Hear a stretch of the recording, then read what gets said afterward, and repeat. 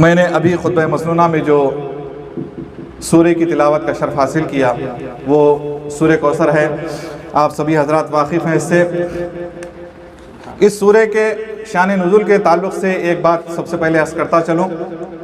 کہ جب حضور پاک صلی اللہ علیہ وسلم کے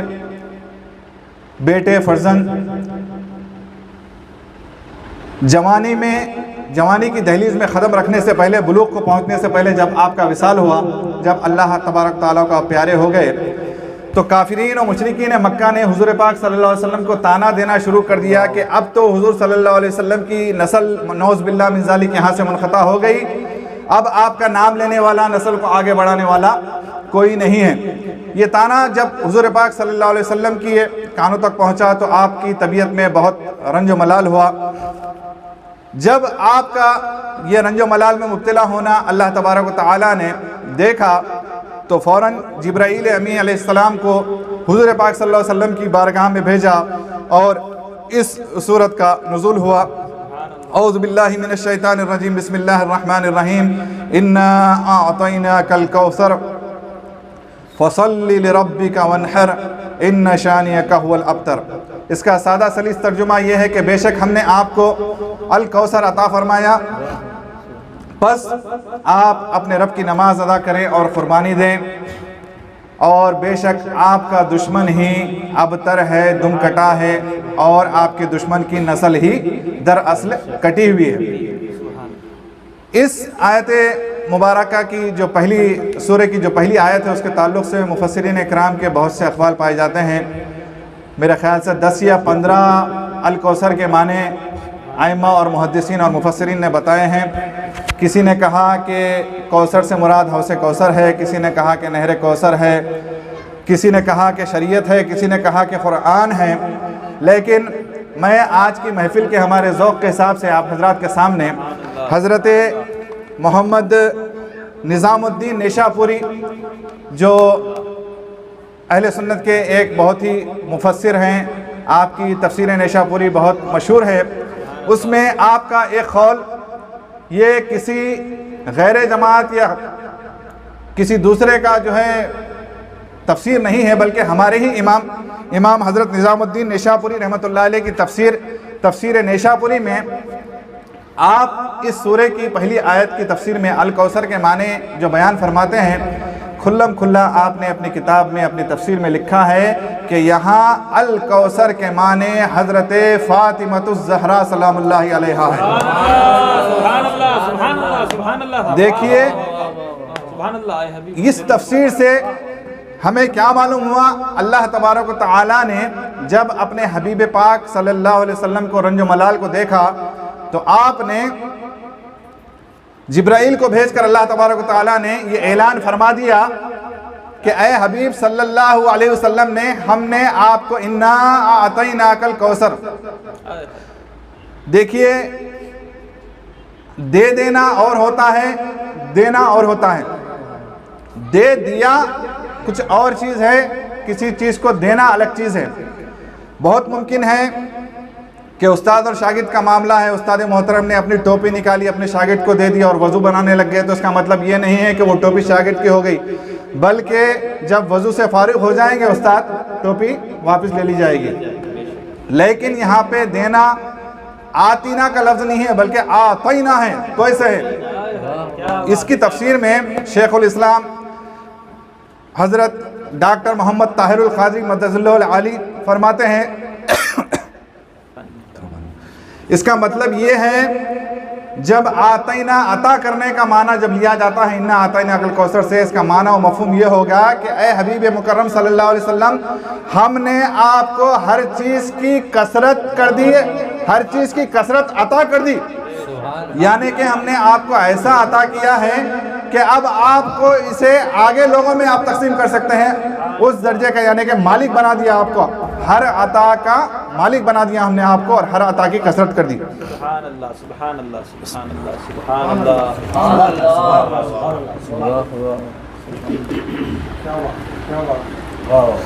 شیخ الاسلام ڈاکٹر محمد طاہر القادری صاحب کے کا साया हमारे सरों पर तादम आखिर क़ायम व दायम रहे। ये उन्हीं की मेहनतें हैं, उन्हीं की किताबें हैं कि उनकी किताबों को पढ़ पढ़ कर देख देख कर हम जैसे इल्म से नाबलद लोग भी जो है कुछ बात करने की कोशिश कर लेते हैं। तो आज मैं आप हज़रात के सामने शान हज़रत बीबी फ़ातिमतुज़ ज़हरा सलामुल्लाहि अलैहा व रज़ियल्लाहु ताला अन्हा का जो ज़िक्र करने जा रहा हूँ। इंशाअल्लाह ये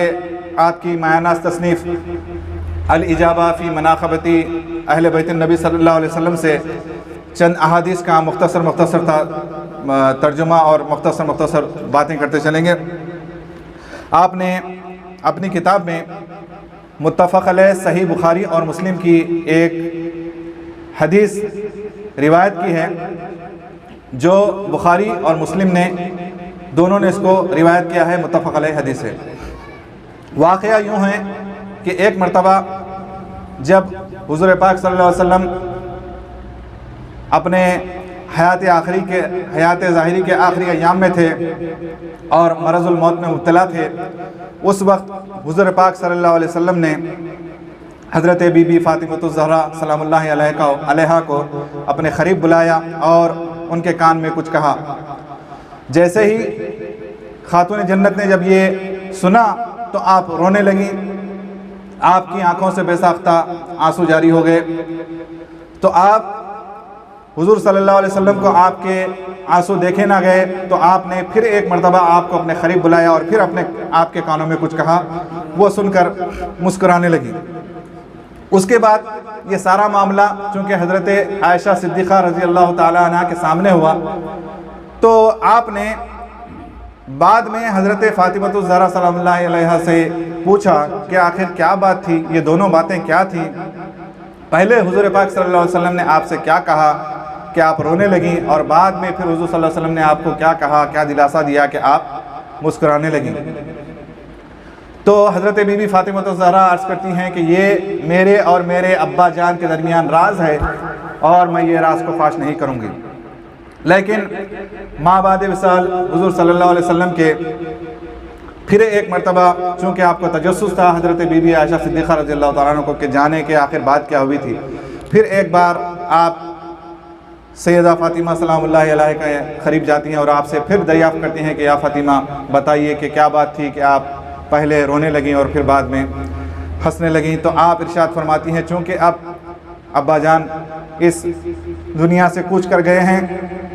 तो मैं समझती हूँ कि अब इस बात को आपके सामने मुनकशिफ करने में कोई दुराय नहीं। तो आप फरमाती हैं कि पहली बार हुज़ूर पाक सल्लल्लाहु अलैहि वसल्लम ने जो मुझे बशारत दी वो ये थी कि इसी मरज़ुल मौत में मेरा इस दुनिया से विसाल हो जाएगा। जब मैंने ये सुना तो अपने बाबा के जुदा हो जाने के गम को बर्दाश्त न कर सकी और मेरी आंखों से बेसाख्ता आंसू निकल पड़े। उसके बाद जब मेरे आंसू हुज़ूर नबी करीम सल्लल्लाहु अलैहि वसल्लम ने देखे तो फिर एक मरतबा मेरे कान में बुलाकर जो बात कही वो ये थी कि ऐ फ़ातिमा, मुबारक हो कि तुम मेरे इस दुनिया से विसाल कर जाने के बाद सबसे पहले जो आकर मुझसे मुलाकात करेगी वो आप ही होंगी। यानी कि आप सल्लल्लाहु अलैहि वसल्लम के विसाल का भी इसमें बशारत दे दी गई थी। होना तो ये चाहिए था कि जब हमें अगर कोई बताए कि आप फ़लाँ दिन जो है सो आप इस दुनिया से गुज़रने वाले हैं, आपका वक्त करीब आ गया है, तो हमारा हाल कुछ और होता है। लेकिन सदक़े जाइए हज़रत बीबी फ़ातिमतुज़ ज़हरा सलामुल्लाहि अलैहा के इश्क़ पर, आपकी मोहब्बत पर, कि आप मुस्कुराने लगी और तमाम रंजो अलम को भूल गई कि मैं अपने बाबा जान से सबसे पहले मिलने वाली हूँ। तो ये इश्क़ का ये रंग मैं समझता हूँ, ये फ़जीलत शायद ही किसी और जगह आपको देखने में मिलेगी। इसी तरीके से हुज़ूर सल्लल्लाहु अलैहि वसल्लम ने बुखारी शरीफ की एक और हदीस है जिसमें आपने इरशाद फरमाया कि फ़ातिमा मेरे जिस्म का टुकड़ा है, बस जिसने उसे नाराज़ किया उसने मुझे नाराज़ किया। ये सिर्फ एक हदीस नहीं बल्कि इसमें हुज़ूर पाक सल्लल्लाहु अलैहि वसल्लम अपने चाहने वालों को, अपने उम्मतियों को ये सबक दे रहे थे, ये इंतबाह दे रहे थे, ये धमकी भी है इसके अंदर कि मेरे जाने के बाद मेरे अहले बैत और खुसूसन हज़रत बीबी फ़ातिमतुज़ ज़हरा सलामुल्लाहि अलैहा के दिल को दुखाने का सोचना भी नहीं, चूँकि फ़ातिमा मेरे जिस्म का टुकड़ा है। और दूसरे अहादीस में जो अल्फाज आते हैं फ़ातिमा मेरे जिगर का टुकड़ा है, इसका मतलब क्या है कि फ़ातिमा मेरे जिस्म का हिस्सा है। जिस तरह जिस्म का कोई हिस्सा जिस्म से जुड़ा होता है तो वो जिस्म से अलग नहीं होता, तो इसी तरीके से तुम लोग कभी भी फ़ातिमा को مجھ سے الگ نہ سمجھو نہ جانو، بلکہ جس نے فاطمہ کو خوش کیا اس نے مجھے خوش کیا، جس نے مجھے خوش کیا اس نے خدا کو خوش کیا، اور جس نے فاطمہ کو ناراض کیا گویا اس نے مجھے ناراض کیا، جس نے مجھے ناراض کیا اس کا ٹھکانہ جہنم ہے۔ اور ایک جگہ متفق علیہ حدیث ہے جس میں آپ حضور پاک صلی اللہ علیہ وسلم نے ارشاد فرمایا، مجھے ہرگز یہ پسند نہیں کہ کوئی شخص فاطمہ کو تکلیف پہنچائے۔ دیکھیے نبوت کی جو آنکھ ہوتی ہے اس کو اللہ تبارک و تعالیٰ اپنے فضل و کرم سے تا قیامت اور قیامت کے بعد بھی ہونے والے واقعات سے واقف کروا دیتا ہے، یہی منصب نبوت ہے۔ تو حضور پاک صلی اللہ علیہ وسلم کا اپنے امتیوں کو یہ تاکید فرمانا کہ مجھے ہرگز یہ پسند نہیں کہ کوئی شخص فاطمہ کے دل کو پہنچائے، یعنی کہیں نہ کہیں حضور پاک صلی اللہ علیہ وسلم کو اس بات کا شائبہ تھا کہ کہیں نہ کہیں کسی مقام پر جا کر آپ کو تکلیف دینے یا پہنچانے کی کوشش کی جائے گی، جس سے روکنے کے لیے، اپنے امتیوں کو جہنم میں جانے سے روکنے کے لیے، غلط راہ پر چل پڑنے سے روکنے کے لیے آپ صلی اللہ علیہ وسلم نے متفق علیہ حدیث میں یہ بات فرمائی کہ مجھے ہرگز یہ بات پسند نہیں کہ کوئی شخص فاطمہ کو تکلیف دے۔ اور مسلم شریف کے ایک اور حدیث میں آپ نے ارشاد فرمایا کہ فاطمہ کی پریشانی مجھے پریشان کرتی ہے اور اس کی تکلیف مجھے تکلیف دیتی ہے۔ اس کا واقعہ یہ ہے کہ چونکہ آپ حضرت علی کرم اللہ وجہہ کے نکاح میں آ چکی تھیں، اور آپ کے نکاح میں آنے کے بعد چونکہ عرب کے اس دور میں رواج تھا کہ لوگ ایک سے زائد شادیاں نکاح کیا کرتے تھے، تو اس وقت عرب کے کسی قبیلے سے حضرت علی کرم اللہ وجہ الکریم کے لیے کوئی اور رشتہ آیا۔ کسی نے، قبیلے کے سردار نے اپنی بیٹی کو آپ کے نکاح کے لیے پیش کی، تو اس کے پس منظر میں حضور پاک صلی اللہ علیہ وسلم نے فرمایا کہ فاطمہ کی پریشانی مجھے پریشان کرتی ہے اور اس کی تکلیف مجھے تکلیف دیتی ہے، اس لیے حضرت علی کرم اللہ وجہ الکریم کو منع کر دیا تھا کہ جب تک حضرت فاطمہ الزہرا اس دنیا فانی میں باحیات ہیں آپ دوسرا نکاح نہیں کر سکتے۔ دیکھیے کیسے معاملات ہیں، اور اللہ اور اس کے رسول کے نزدیک فاطمہ الزہرا سلام اللہ علیہ کا کیا مقام ہے۔ اور ایک جگہ ارشاد فرمایا گیا، امام حاکم نے اس کو روایت کیا ہے کہ بے شک اللہ تعالیٰ تیری ناراضگی پر ناراض ہوتا ہے اور تیری رضا پر راضی ہوتا ہے۔ بے شک اللہ تعالیٰ تیری ناراضگی پر ناراض ہوتا ہے فاطمہ، اور تیری رضا پر راضی ہوتا ہے۔ کسی نے کیا خوب کہا تھا کہ خدا کی رضا چاہتے ہیں دو عالم، خدا کی رضا چاہتے ہیں دو عالم، خدا چاہتا ہے رضائے محمد اور محمد چاہتے ہیں رضائے فاطمہ۔ یہ دیکھیے اس حدیث کی روشنی میں ہمیں یہ سبق ملتا ہے۔ حضرت عائشہ صدیقہ رضی اللہ تعالیٰ عنہ، ام المومنین حضرت عائشہ صدیقہ رضی اللہ تعالیٰ عنہ سے کسی نے پوچھا کہ حضور نبی کریم صلی اللہ علیہ وسلم کو کون زیادہ محبوب تھا، یعنی کہ حضور پاک صلی اللہ علیہ وسلم سب سے زیادہ کس سے محبت فرماتے تھے۔ حضرت عائشہ صدیقہ رضی اللہ تعالیٰ عنہ فرماتی ہیں کہ حضرت فاطمہ سلام اللہ علیہا حضور پاک صلی اللہ علیہ وسلم کو سب سے زیادہ محبوب تر تھیں۔ اس روایت کو حضرت امام ترمذی نے اپنی کتاب میں نقل فرمایا ہے۔ اور یہ دیکھیں عجیب معاملہ ہے کہ حضور پاک صلی اللہ علیہ وسلم کی حضرت فاطمہ الزہرا سلام اللہ علیہ سے اس قدر محبت تھی کہ آپ مدینہ منورہ سے جب کبھی باہر تشریف لے جاتے تو سب سے آخر میں جس ہستی سے ملتی وہ تھی حضرت فاطمہ الزہرا سلام اللہ علیہ، یعنی کہ آپ کے چہرے انور کو دیکھ کر آپ مدینہ منورہ کے باہر جاتے، اور جب کسی محرکے سے سفر سے واپس آتے تو سب سے پہلے حضرت فاطمہ الزہرا سلام اللہ علیہ کے گھر میں تشریف لے جاتے اور آپ کا دیدار کرتے اور آپ کے ہاتھ اور پیشانی کو چوما کرتے تھے۔ جب حضور پاک صلی اللہ علیہ وسلم گھر میں تشریف رکھتے اور اس وقت حضرت فاطمہ الزہرا سلام اللہ علیہا کی آمد ہوتی تو حضور کا طرز عمل یہ ہوتا کہ آپ اپنی جگہ سے کھڑے ہو جاتے، نہ صرف کھڑے ہو جاتے بلکہ آگے بڑھ کر اپنی شہزادی کو استقبال کرتے، مرحبا کہتے، اپنی شہزادی کا بوسہ دیتے، اپنی شہزادی کے پیشانی کا بوسہ دیتے، دست بوسی کرتے اور انہیں اپنے ساتھ اپنی مسند پر بٹھاتے تھے۔ سبحان اللہ یہ وہ مقام اور مرتبہ تھا جو نبی صلی اللہ علیہ وسلم اپنی امت کی تربیت کے لیے ہمیں بتا رہے تھے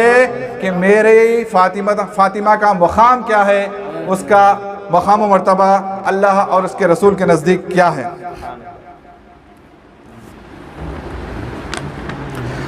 اور ایک روایت میں حضرت امام احمد نے جسے روایت کیا ہے اس میں آتا ہے کہ حضور پاک صلی اللہ علیہ وسلم نے ارشاد فرمایا، اے فاطمہ جو تم سے لڑے گا میں اس سے لڑوں گا، اور جو تم سے صلح کرے گا میں اس سے صلح کروں گا۔ دیکھیے نبی کا الفاظ کوئی بھی اپنے نفس کی خواہشات کے تابع نہیں ہوتا، بلکہ نبی جو بھی کہتے ہیں وہ اللہ کے حکم سے کہتے ہیں۔ تو آپ صلی اللہ علیہ وسلم نے ارشاد فرمایا کہ اے فاطمہ جو تم سے لڑے گا میں اس سے لڑوں گا، اور جو تم سے صلح کرے گا میں اس سے بھی صلح کروں گا۔ اور قربان جائیے ہم حضرت فاطمہ الزہرا کی شان میں کیا بیان کر سکتے ہیں، ہماری کیا اوقات کہ ہم آپ کی شان میں کچھ بیان کر سکے، کہ جن کے تعلق سے حضور پاک صلی اللہ علیہ وسلم نے روایت میں آتا ہے کہ ان الفاظ کا استعمال کیا کہ اے فاطمہ میرے ماں باپ تجھ پر قربان۔ ساری کائنات، سارے صحابہ اکرام جب حضور پاک صلی اللہ علیہ وسلم کی بارگاہ میں آتے تو آپ صحابہ اکرام کے کلمات کیا ہوا کرتے تھے کہ یا رسول اللہ ہمارے ماں باپ آپ پر قربان۔ لیکن قربان جائیے حضرت بی بی فاطمہ الزہرا سلام اللہ علیہا کی عظمتوں پر کہ رسول نبی کریم صلی اللہ علیہ وسلم خود ارشاد فرما رہے ہیں، استقبال کرتے ہوئے اٹھ کے کھڑے ہو کر آپ کو اپنی نشست پر بٹھا کر یہ کہہ رہے ہیں کہ اے فاطمہ میرے ماں باپ تجھ پر قربان۔ یہ عظمتیں ہیں حضرت بی بی فاطمہ سلام اللہ علیہا کی، اور یہ بیان کرنے والے کوئی غیر نہیں بلکہ ہمارے اپنے ائمہ، ہمارے اپنے مجتہدین، ہمارے اپنے محدثین، ہمارے اپنے مفسرین ہیں۔ یہ کسی اور کی بات نہیں ہے، لیکن ہم نے ان تمام چیزوں کو کہیں نہ کہیں کسی نہ کسی درجے میں بھلا دیا ہے۔ ہماری اس محفل کے انعقاد کا مقصد ہی یہی ہے کہ جن چیزوں کو بھلا دیا گیا ہے انہیں پھر سے یاد کیا جائے، ان سے پھر دہرایا جائے اور اپنے ایمان کو تازگی بخشی جائے۔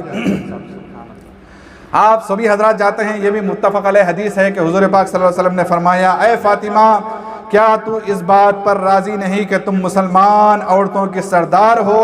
یا میری امت کی سب عورتوں کی سردار ہو؟ حضور پاک صلی اللہ علیہ وسلم نے اپنی شہزادی کو ساری جنتی عورتوں کا سردار فرمایا اور حسنین کریمن کو سارے جنتی نوجوانوں کا سردار فرمایا۔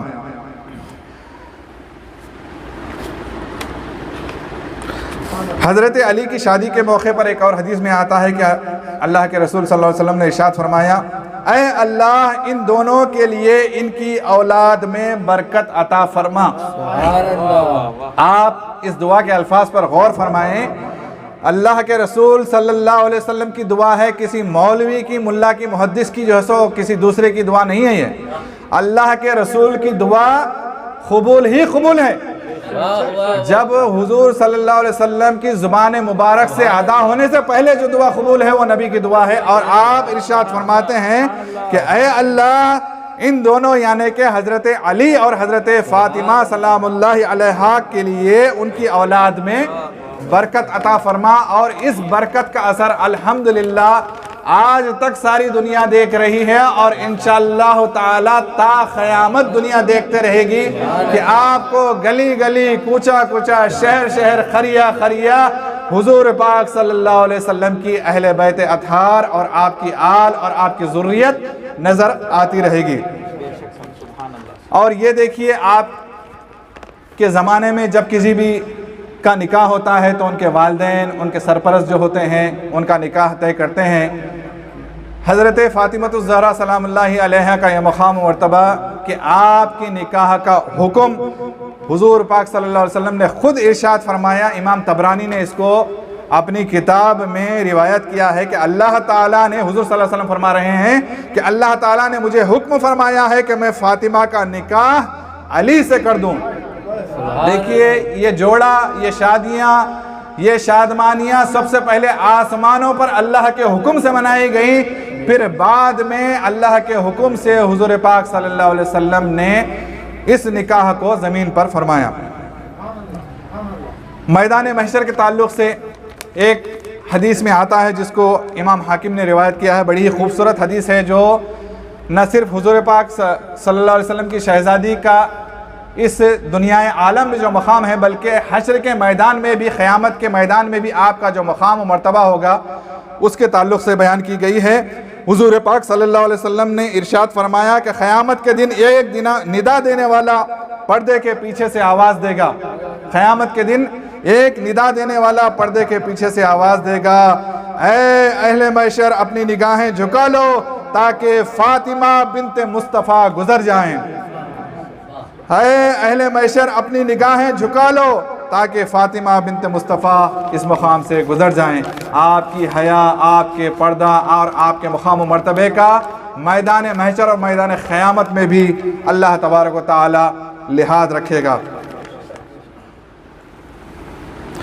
اور ایک حدیث میں حضور پاک صلی اللہ علیہ وسلم نے ارشاد فرمایا کہ جنت میں داخل ہونے والوں میں فاطمہ اور حسن اور حسین ہوں گے۔ جنت میں سب سے پہلے داخل ہونے والوں میں فاطمہ، حسن اور حسین ہوں گے، یعنی کہ جنت کے دروازے بھی اس وقت تک کھولے نہیں جائیں گے جب کہ مصطفیٰ صلی اللہ علیہ وسلم، جب تک کہ مصطفیٰ صلی اللہ علیہ وسلم اپنے اہل بیت کے ساتھ جنت کے دروازے پر نہ پہنچ جائیں۔ یہ بھی جو ہے خاصہ حضرت اہل بیت اطہار کا ہے۔ اب آئیے، یہ جو آج ہم نے محفل منعقد کی، ہر ایک جو ہے حریص انسان ہوتا ہے، وہ سب سے پہلے چاہتا ہے کہ کوئی بھی کام کرے تو اس کو اس میں کیا فائدہ ہے۔ اس کے تعلق سے ایک دو روایتیں آپ حضرات کے سامنے پیش کرتا چلوں۔ امام طبرانی نے اپنی کتاب میں ایک حدیث نقل کی ہے جس کا مفہوم اور معنی یہ ہے، جس میں حضور پاک صلی اللہ علیہ وسلم نے ارشاد فرمایا، اہل بیت سے محبت کرنے والے روز قیامت ایک ہی جگہ اکٹھا ہوں گے، یعنی کہ اہل بیت اطہار کا چرچا کرنے والے، آپ کا ذکر کرنے والے، آپ کا فضائل و مناقب بیان کرنے والے، محفلیں سجانے والے، آپ کے نام پہ کھانا کھلانے والے روز قیامت ایک ہی جگہ اکٹھا ہوں گے اور ان کا کھانا پینا بھی اکٹھا ہوگا، یعنی اہل بیت اطہار کے لیے جو دستر بچھایا جائے گا اس دستر پر بیٹھ کر اہل بیت اطہار کے چاہنے والے حضور پاک صلی اللہ علیہ وسلم اور آپ کی اہل بیت سے محبت، سچی عقیدت رکھنے والے آپ کے ساتھ ہوں گے میدان محشر میں بھی۔ اور ایک روایت میں جس کو دائلمی نے روایت کیا ہے، حضور پاک صلی اللہ علیہ وسلم نے ارشاد فرمایا، میری بیٹی کا نام فاطمہ اس لیے رکھا گیا ہے کہ اللہ تعالیٰ نے اسے اور اس سے محبت رکھنے والوں کو دوزخ سے جدا کر دیا ہے، جدا کر دے گا نہیں۔ جو حدیث کے الفاظ کا جو معنی لکھا ہوا ہے کتاب میں وہ یہ ہے کہ میری بیٹی کا نام فاطمہ اس لیے رکھا گیا ہے کہ اللہ تعالیٰ نے اسے اور اس سے محبت رکھنے والوں کو دوزخ سے جدا کر دیا گیا ہے، یعنی کہ عاشقان اہل بیت اطہار سلام اللہ علیہم السلام پر دوزخ کی آگ کو حرام کر دیا گیا ہے۔ اسی طریقے سے ایک دو روایتیں پیش کر دیتا ہوں تاکہ وقت بہت ہو گیا کہ حضرت عائشہ، آج کل جو ہے فضیلت کے باب میں بہت سے مختلف قسم کے آراء آ رہی ہیں۔ سب سے پہلے تو آپ لوگ یہ سمجھ لیں کہ جو تفضیل کا معاملہ ہے یہ ایک قیاس اور اجتہاد پر مبنی معاملہ ہے، یہ ضروریات دین میں سے نہیں۔ اگر کوئی اپنی محبت اور عقیدت اور میلان کے حساب سے کسی کو افضل جانتا ہے تو یہ کوئی غلط بات نہیں اور یہ کوئی نئی بات نہیں، چونکہ صحابہ اکرام کے جملہ اقوال کا جب ہم مشاہدہ کرتے ہیں تو ہر صحابی رسول صلی اللہ علیہ وسلم کا میلان جس قدر تھا، جس قدر انہوں نے ان کے ساتھ وقت گزارا، اس کے حساب سے اپنے فضیلت کے پیمانے بنائیں۔ کیونکہ آج کل یہ سوشل میڈیا پر بھی الحمدللہ نہیں چلنا چاہیے، لیکن بہت زیادہ اس پر توجہ دی جا رہی ہے، جبکہ یہ ضروریات دین کا معاملہ نہیں ہے۔ ہر کوئی اس کو حق ہے کہ جو ہے وہ اپنے مطابق اس کا فیصلہ کر لے۔ ہاں،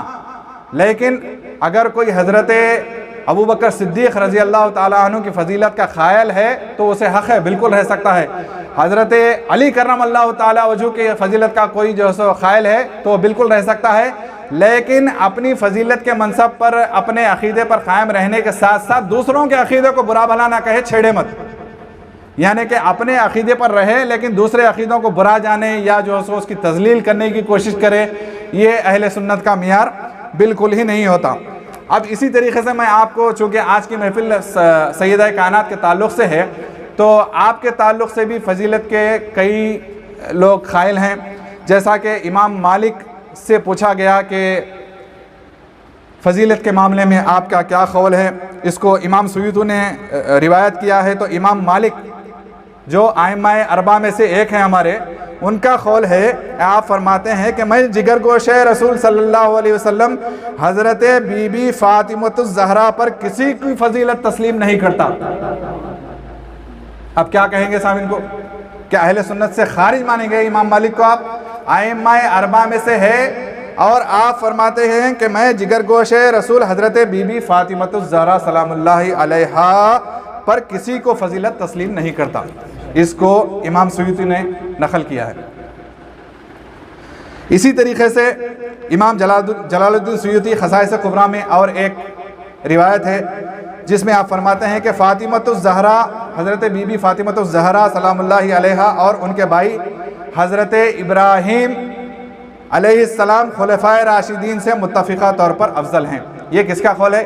امام جلال الدین سیوطی خصائص کبریٰ میں بیان کرتے ہیں۔ اور حضرت نعمان بن بشیر سے روایت ہے کہ حضرت ابوبکر صدیق نے، یہ کمال کی چیز ہے، سنیے، اس کو روایت کیا ہے امام احمد نے۔ حضرت نعمان بن بشیر اس حدیث کے راوی ہیں۔ آپ فرماتے ہیں حضرت نعمان بن بشیر سے روایت ہے کہ حضرت ابوبکر صدیق نے حضرت سیدہ بی بی عائشہ صدیقہ کو یہ فرماتے سنا۔ کون ہے روایت کرنے والے؟ نعمان بن بشیر رضی اللہ تعالیٰ عنہ۔ اور آپ کس سے روایت کر رہے ہیں؟ حضرت ابوبکر صدیق رضی اللہ تعالیٰ عنہ نے حضرت سیدہ بی بی عائشہ صدیقہ کو یہ فرماتے سنا، ام المومنین کو یہ فرماتے سنا کہ خدا کی قسم مجھے معلوم ہے کہ آپ کو، یہ کس سے فرما رہی ہیں آپ؟ حضور پاک صلی اللہ علیہ وسلم سے کلام ہو رہا ہے حضرت عائشہ صدیقہ رضی اللہ تعالیٰ عنہ کا۔ اس کو روایت کرنے والے ہیں امام احمد۔ آپ فرماتی ہیں کہ خدا کی قسم مجھے معلوم ہے کہ آپ کو فاطمہ مجھ سے اور میرے والد سے زیادہ 2 گنا یا 3 گنا زیادہ پیاری ہیں۔ خود ام المومنین حضرت عائشہ صدیقہ رضی اللہ تعالیٰ عنہ کا قول ہے کہ آپ خود فرما رہی ہیں حضور پاک صلی اللہ علیہ وسلم سے کہ خدا کی قسم مجھے معلوم ہے کہ آپ کو فاطمہ مجھ سے اور میرے والد سے زیادہ 2 گنا یا 3 گنا زیادہ پیاری ہیں۔ لہٰذا ضرورت اس بات کی ہے کہ یہ ان فروعی مسائل میں ہم نہ پڑھیں، بلکہ ہر ایک کی اپنی اپنی علم ہے، اپنا اپنے علم کا میلان ہے، اپنے اپنے علم کی وسعت ہے، ہر ایک کا اپنا اپنا محبت کے تقاضے ہیں، ہر ایک کی دلی محبت ہے، اس کے دائرے میں آپ اپنا عقیدہ قائم کر سکتے ہیں، لیکن اس کو ضروریات دین جان کر کسی پر لادنے کی کوشش کرنا، یہ میں سمجھتا ہوں علم دین کے ساتھ بہت بڑی زیادتی ہوگی۔ اللہ تبارک و تعالیٰ سے آخر میں دعا ہے کہ اگر کہنے سننے میں اگر کوئی غلطی ہو گئی ہو تو اللہ تبارک و تعالیٰ مجھے اور آپ کو معاف فرمائے، اور اپنے حبیب پاک صلی اللہ علیہ وسلم کی سچی محبت ہمیں نصیب فرمائے، اہل بیت اطہار علیہ السلام کی سچی محبت میں ہمیں جینے اور مننے کی توفیق نصیب فرمائے۔ وآخر دعوانا الحمدللہ رب العالمین۔